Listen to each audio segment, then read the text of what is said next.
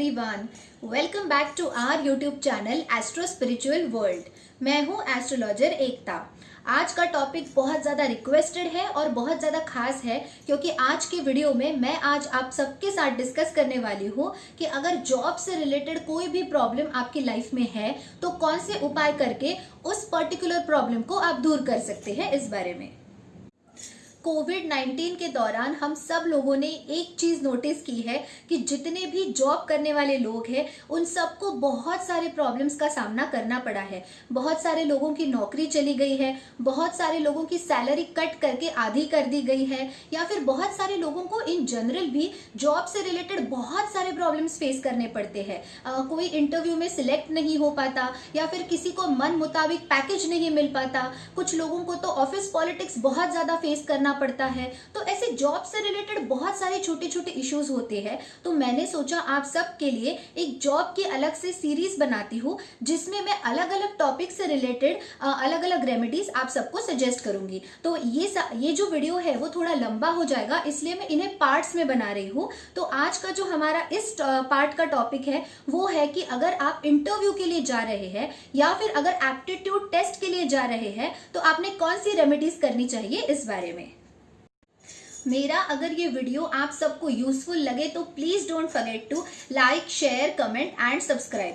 For paid consultation and personalised remedies along with gemstones recommendation kindly email me at ekta.khotkar@gmail.com। मैं मेरा email ID नीचे description box में, pin comment में और ऊपर भी मेंशन कर दूंगी।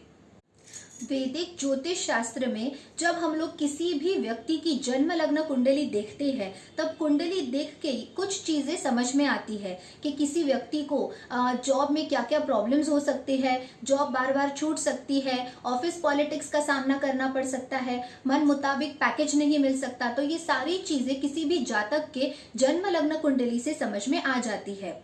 अगर किसी व्यक्ति के जन्म लग्न कुंडली के हिसाब से अगर उसका 6th एंड 10th हाउस अगर बिगड़ा हुआ हो, या फिर 6th एंड 10th हाउस के जो स्वामी है, जो लॉर्ड है, वो अगर किसी खराब पोजीशन में जाके बैठे हो, अगर उनकी स्थिति बिगड़ी हुई हो, या फिर गोचर से अगर 6th एंड 10th हाउस के ऊपर राहु या मंगल का भ्रमण हो, गोचर हो, या फिर ट्रांजिट वाइज जो 6th एंड 10th हाउस के जो लॉर्ड है उनके ऊपर से अगर राहु और मंगल का गोचर हो। इसके अलावा अगर किसी व्यक्ति को शनि की ढैया हो, साढ़े साती हो, या फिर पाप ग्रहों की या मारक ग्रहों की महादशा, अंतरदशा या प्रत्यंतर दशा चल रही हो, तो ऐसे में उन लोगों को बहुत सारे जॉब से रिलेटेड प्रॉब्लम्स जो है उनका सामना करना पड़ता है।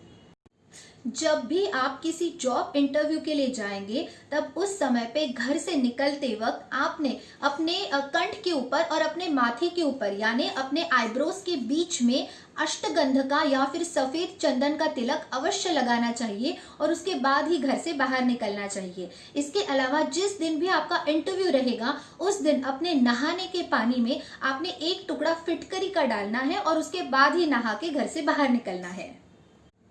जब भी आप इंटरव्यू देने के लिए घर से बाहर निकलते हैं उस समय पे आपने एक छोटा सा गुड़ का टुकड़ा जरूर खा के फिर घर से बाहर निकलना चाहिए। जिस प्रकार हम लोग घर से निकलते वक्त दही और शक्कर खा के निकलते हैं, उसी प्रकार एक छोटा सा गुड़ का टुकड़ा भी अवश्य खाना चाहिए। उसके अलावा अगर आपके घर में छोटे छोटे बच्चे हो या फिर अगर बुजुर्ग हो तो बुजुर्गों का आशीर्वाद लेके और बच्चों के लाड़ प्यार करके ही घर से बाहर निकलना चाहिए और इंटरव्यू के लिए जाना चाहिए। तो उससे आपका इंटरव्यू सक्सेसफुल होने के चांसेस काफी स्ट्रांग रहते हैं।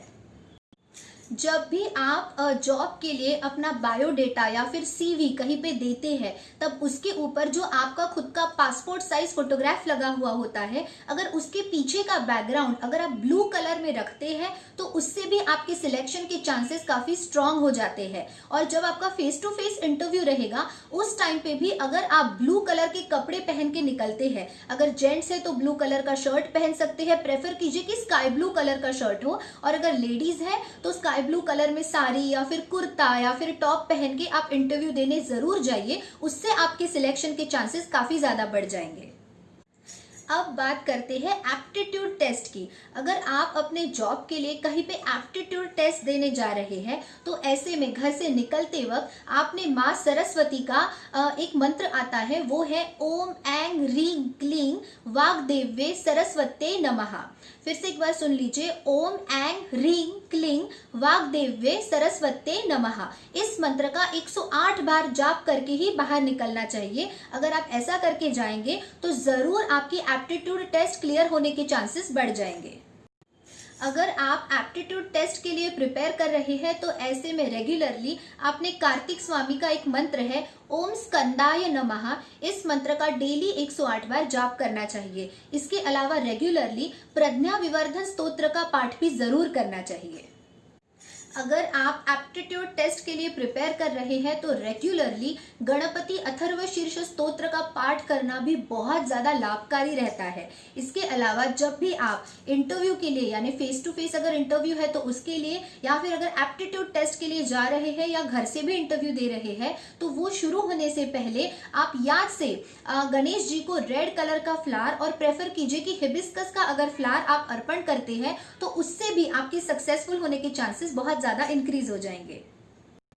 सो फ्रेंड्स, आज के मेरे इस वीडियो में मैंने आप सबको इंटरव्यू के लिए जाते वक्त या फिर एप्टीट्यूड टेस्ट के लिए जाते वक्त कौन सी रेमेडीज करनी चाहिए इसके बारे में बताया। ये रेमेडीज लगती बहुत सिंपल है लेकिन बहुत ज्यादा इफेक्टिव है। बहुत लोगों के लिए इन रेमेडीज ने बहुत अच्छे से रिजल्ट्स दिए हैं, तो आप भी इन रेमेडीज को जरूर अपनाइए और अपने रिजल्ट्स मुझे जरूर बताइए। अगर मेरा ये वीडियो आप सबको पसंद आया होगा तो please don't forget to like, share, comment and subscribe. मेरे आने वाले वीडियो में आप देखेंगे कि जॉब से रिलेटेड बहुत सारे जो अलग अलग प्रॉब्लम्स होते हैं तो उनकी समस्या का निवारण हम लोग किस प्रकार कर सकते हैं इस बारे में। Thank you so much for watching my video. Stay tune, take care, bye bye.